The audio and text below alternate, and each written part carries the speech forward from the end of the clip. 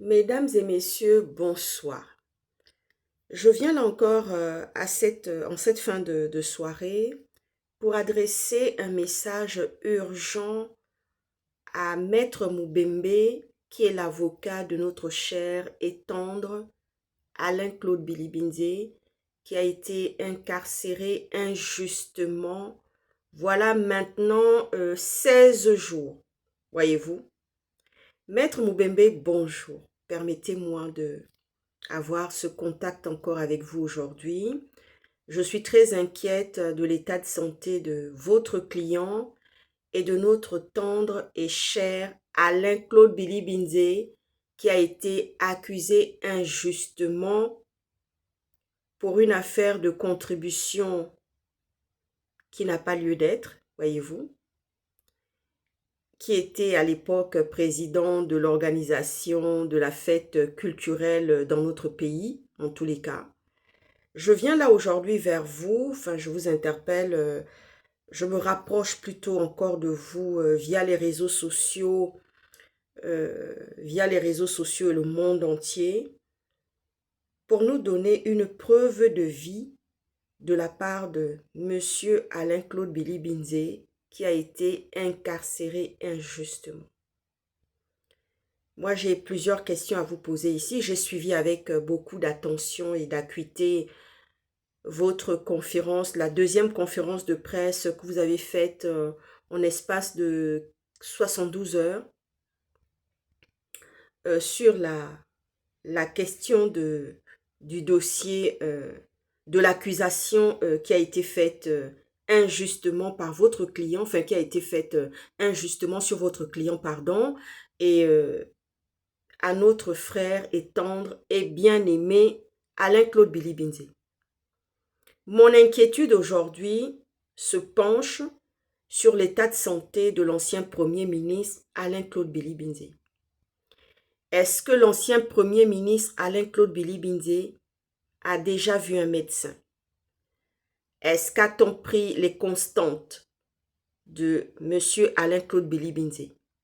Il faut savoir une chose ici, Alain-Claude Bilibinze est appareillé. Il porte une vision, il porte une vision oculaire sur lui, voyez-vous.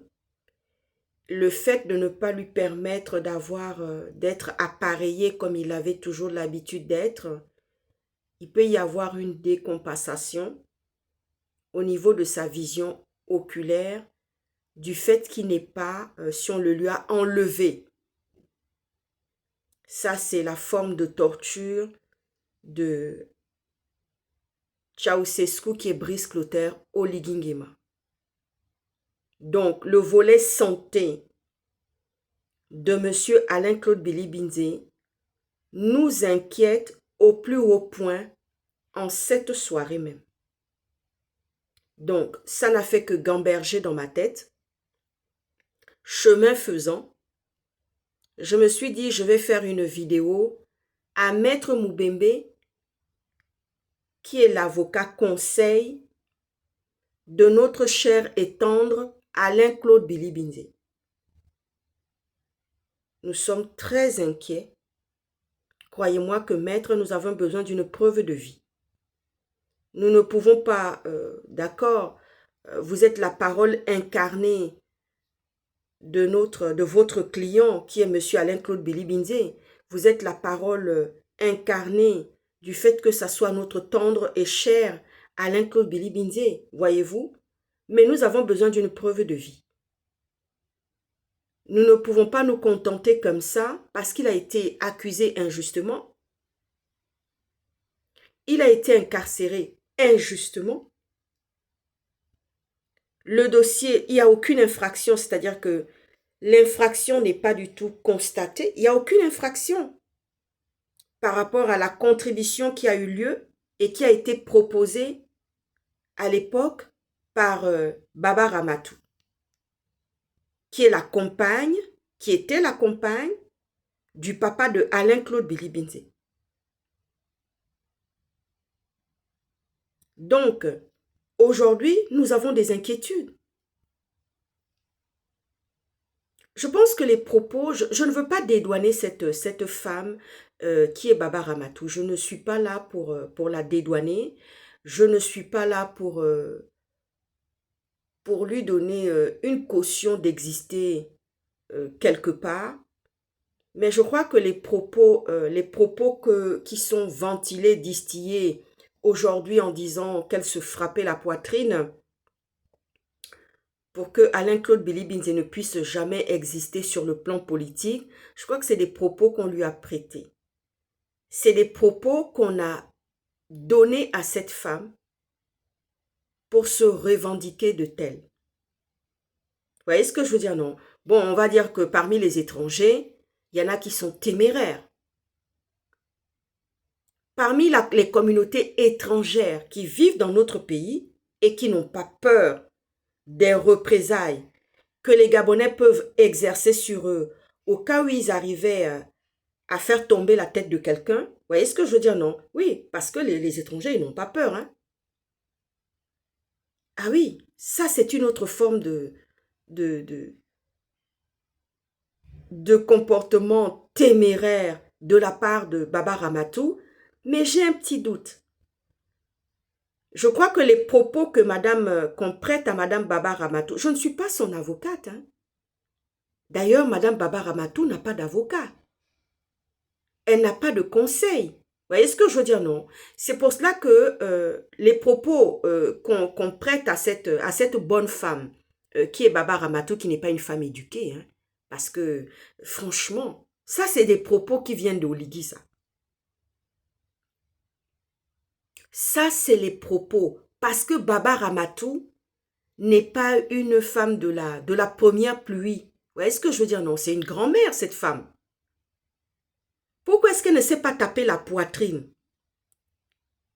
Quand le père Mbabe Sol, que je respecte, parce que c'est d'abord une figure emblématique de la vie politique du Gabon, c'est un papa, c'est une autorité. Vous voyez ce que je veux dire? Pourquoi est-ce que Baba Ramatou, lorsqu'elle avait les cuisses bien ouvertes et qu'elle recevait entre ses jambes le père Mbabe Solo, elle n'avait pas ces propos-là. Elle ne se tapait pas la poitrine. Parce qu'il s'est écoulé un certain temps. Hein? Ah mais oui. Certes, elle a voulu donner de sa personne. Elle a voulu payer de sa personne. C'est pour ça que, bon, je suis un peu... Il y a une espèce de malaise, il y a une espèce de... Je fais très attention. Parce que cette femme n'est pas éduquée. Ses propos ont pu lui être prêtés ou donnés par des individus mal intentionnés, infamants, qui viennent de la pensée et du groupe de Brice Lothaire Oligui Nguema. Parce que cette femme n'est pas éduquée. Parce que si on veut faire, si on veut mettre les Aoussa au pinacle, il y a d'autres moyens plus subtils pour le faire. Et je ne pense pas que les Aoussa qui sont intégrés aujourd'hui au Gabon, d'ailleurs nous avons l'adjoint au maire qui est Aoussa, nous avons des gens qui sont dans les administrations qui sont des Aoussa, mais ils n'ont pas attendu Baba Ramatou. Vous voyez ce que je veux dire, non? Ils n'ont pas attendu Baba Ramatou pour devenir ce qu'ils sont aujourd'hui. J'apprends que Madame Baba Ramatou a une nièce qui est avocate, qui l'a même d'ailleurs déconseillé de poser ce acte. En voilà une personne éduquée.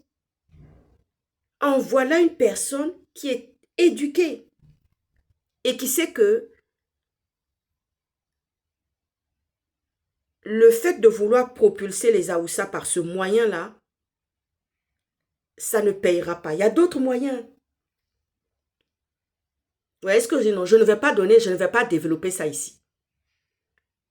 Il y a d'autres moyens plus subtils pour pouvoir être accepté par les autorités gabonaises et être accepté par les Gabonais autochtones. Parce que qu'est-ce que c'est cette histoire de revendication de Madame Baba Ramatou sur la question des Haoussa autochtones. Ça n'a pas de sens. Vous voyez ce que je veux dire, non? Le mec qui vient de... Je vais prendre un exemple imagé. Hein.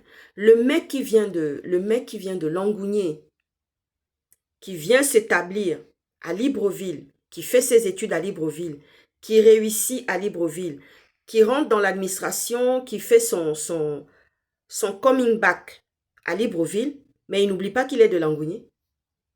Il n'oublie pas qu'il est de Ndende. Vous voyez ce que je veux dire, non? Donc, voilà, il n'y a pas de... Les autochtones de Libreville, on les connaît. Les populations autochtones de Libreville, là, on connaît qui c'est. Donc, le gars qui vient de Langougné, la bonne femme qui vient de Langougné, ne peut pas se revendiquer être autochtone de Libreville. Ça, là même, c'est pas possible. Alors, c'est quoi cette revendication qui sort de nulle part, qui n'a aucun sens en disant que Baba Ramatou se serait sacrifiée, qu'elle se serait tapé la poitrine en disant comme ça que elle veut que les Haoussa soient reconnus comme des peuples autochtones du Gabon. C'est pas possible. Tu as laissé Cameroun là-bas, là. Tu as laissé Cameroun. Parce que les Haoussa sont éparpillés dans plusieurs provinces et localités du Gabon. Il n'y a pas que les Haoussa de Bitam. Il y a les Haoussa de Lambaréné. Il y a les Haoussa de Njolé. Il y a les Haoussa d'Oyem. Ils sont un peu éparpillés, éparses un peu dans toutes les provinces et les localités du Gabon. Mais c'est quelle accusation, c'est quelle histoire que oui, Baba Ramatou, parce que ce n'est pas une femme éduquée. Baba Ramatou, ce n'est pas une femme éduquée. Quand on la voit, j'ai pris le temps de prendre ma loupe avec mes amis journalistes Thibaut et Amoury. Nous avons pris la loupe ici pour regarder un peu comment elle était, en ce moment-là où elle dansait, elle était en train de lever avec monsieur le père Mbabé Solo. Nous avons pris le temps de regarder tout cela. Nous avons pris le temps d'analyser cette photo-là. Je ne pense pas que cette femme-là était en train de se dire, elle avait envie d'exister, elle s'est dit, ok, moi je suis reconnue en tant que la compagne de monsieur Mbabé Solo. Vous voyez ce que je veux dire, non? Et le fait qu'aujourd'hui elle apparaisse, elle n'apparaît pas du bon côté de l'histoire. Baba Ramatou, Amadou, n'apparaît pas du bon côté de l'histoire. Au contraire, elle apparaît dans un scandale. Je comprends qu'elle ne soit pas, qu'elle n'ait pas reçu d'éducation, qu'elle ne soit pas éduquée. Ça, ce n'est pas des méthodes, c'est des méthodes peu orthodoxes de vouloir exister. Et les Haoussa n'ont pas attendu Baba Ramatou pour exister. L'adjoint au maire qu'on a nommé, qui est Haoussa, c'est à travers ses compétences qu'on l'a nommé. Vous voyez ce que je veux dire, non? C'est à travers ses compétences qu'il a occupé le poste, qu'il occupe le poste ou qu'il a occupé le poste de adjoint au maire de Libreville. L'avocate qui est sa nièce, c'est par son intelligence. Parce qu'elle a été sur les bancs de l'école, elle a réussi, elle est éduquée. Vous voyez ce que je veux dire, non? Donc, cette histoire, réellement, cette histoire de... Moi, depuis le départ où j'entends parler de cette histoire de Baba Ramatou, semble-t-il, soi-disant qu'il se soit frappé la poitrine, je peux comprendre qu'il y a des gens qui soient téméraires, parce que, bon, ils estiment que les Gabonais ne sont pas nombreux. Vous voyez ce que je veux dire, non? La faiblesse du Gabonais, là, c'est le fait qu'ils ne soient pas nombreux. Quant au Cameroun, ils sont 30 millions. Au Gabon, eux, ils sont 2 millions, à peine 2 millions. Donc, forcément, vous ne faites pas le poids. Les Gabonais ne font pas le poids devant les autres pays qui sont très nombreux. Mais oui, les Gabonais ne font pas le poids. Et il peut y avoir au milieu de certaines, comment dire ça, des échantillons de population qui vivent dans notre pays, qui sont des étrangers, des gens qui se frappent la poitrine. Donc, moi, je dis que les propos que Baba Ramatou a sortis, je me suis beaucoup posée, nous avons tourné ça dans tous les sens. J'ai analysé ça. Ma sœur qui est diplomate aux Nations Unies a analysé ça aussi de son côté. Notre groupe de réflexion qui est à Seattle, nous avons pris le temps d'analyser chacun à son tour, le tour de parole et tout ça. Nous avons analysé, réfléchi, on s'est dit non. Ça, c'est des propos qu'on lui prête. Bien qu'elle ne soit pas éduquée, bien qu'elle ne soit pas une intellectuelle, ce sont des propos qu'on lui prête. Vous voyez ce que je veux dire? Parce que quand elle convolait, quand elle était dans le loving avec Mbabe Sol, je ne pensais pas qu'elle était dans ça. Elle avait autre chose en tête. Elle avait sûrement idéalisé sa personne et la question des Aoussa, ça c'est certain, parce qu'elle-même, elle est Aoussa. Vous voyez ce que je veux dire? Elle avait besoin, pour elle, elle se dit, waouh, wow, j'aimerais un jour que les Aoussa puissent exister dans ce pays. Est-ce que vous voyez ce que je veux dire? Mais de là à se frapper la poitrine, à venir dire comme ça que oui, moi je veux voir je veux voir Alain-Claude Billy-Binzé. Moi je prête ces propos-là, ces pensées et ces comportements-là. Ça vient directement de Brice Clotaire Oligui-Nguema. Vous voyez ce que je veux dire? Non. Comment comprendre que parce que Brice Clotaire Oligui-Nguema va avec des femmes qui n'ont pas de clitoris. Ah ben oui. Oligui va avec des femmes qui n'ont pas de clitoris. Et voilà que son neveu Luc Ankama aussi est en train de prendre le même chemin avec la fille de Baba Ramatou. Vous voyez ce que je veux dire? Non. Donc, je crois que dans la pensée de Baba Ramatou, il y a son existence à elle qui est qui est Aoussa et femme Aoussa en tous les cas, et qui a envie de voir une montée en puissance et en grandeur des Aoussa au Gabon. Vous voyez ce que je veux dire? Mais la conséquence derrière, c'est que les Gabonais vont disparaître. La conséquence derrière là, c'est que les Gabonais vont disparaître. Parce que j'étais venu vous dire ici que oui, un jour ne soyez pas étonnés qu'un drapeau étranger vienne soit posé sur la terre sacrée gabonaise. Vous voyez ça? Donc, je viens encore là pour vous dire, maître, le rapport d'ailleurs, je tiens à vous dire que maître, le rapport de l'ONU vient de sortir concernant les manquements à la sécurité, concernant les arrestations arbitraires, concernant le manque de liberté d'expression. Vous qui êtes un juriste, vous qui êtes avocat, maître Moubembe, on ne va pas me dire que l'arrivée de Brice Clotaire Oligui-Nguema est une avancée. Au contraire, c'est un recul. Parce que les Gabonais vivaient déjà ça avec Ali Bongo, vous voyez ce que je veux dire? Les Gabonais vivaient déjà l'oppression, le muselage. Vous voyez ce que je veux dire? La pauvreté et la misère. Aujourd'hui, ils n'en sont pas sortis. Les Gabonais n'en sont pas sortis de cette mauvaise situation, en tous les cas, concernant